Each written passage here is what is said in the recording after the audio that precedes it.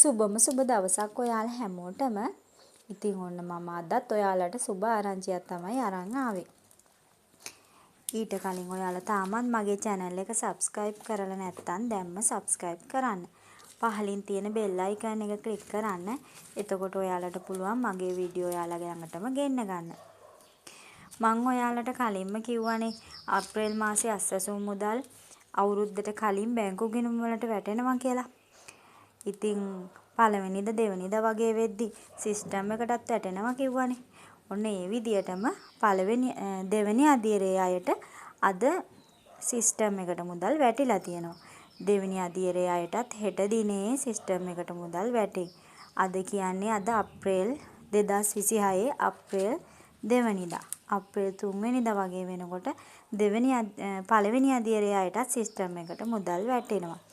ඉතින් ඔයාලට බැංකු ගිණුම් වලින් ගන්න පුළුවන් වෙනවා බොහෝ දුරට 9 වෙනිදා 10 වෙනිදා වගේ අප්‍රේල් මාසේ.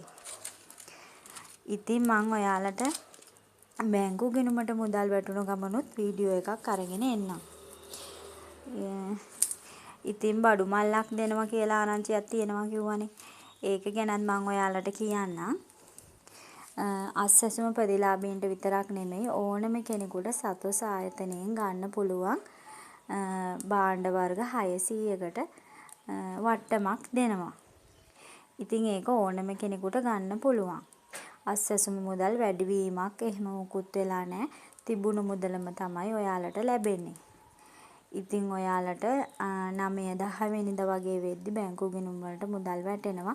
මං හරියටම බැංකු ගිණුම් වලට මුදල් වැටුණු ගමන්ම ඔයාලට වීඩියෝ එකක් අරගෙන එන්නම්.